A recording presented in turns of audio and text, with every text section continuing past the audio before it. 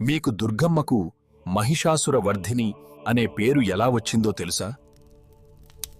ఈ కథ చాలా పురాతనమైనది.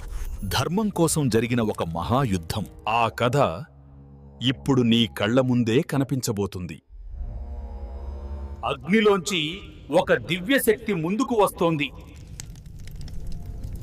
రాక్షసులు భూమిని విధ్వంసం చేస్తూ రక్తంతో నింపుతున్నారు. ఈ భూమి మొత్తం ఇప్పుడు నాదే.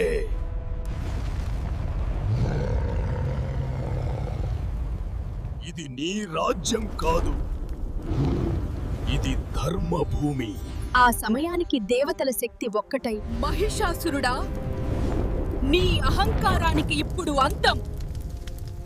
సింహంపై ఎక్కి దేవి యుద్ధానికి సిద్ధమైంది. మహిషాసురుడా, నేను వస్తున్నాను.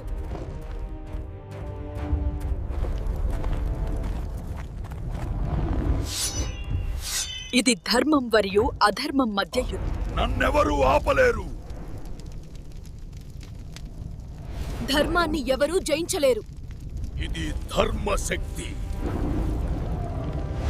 మహిషాసురుడి అహంకారం అక్కడితో ముగిసింది. ఆ రోజు నుంచి దేవిని ప్రపంచం మహిషాసుర వర్ధిని అని పిలిచింది.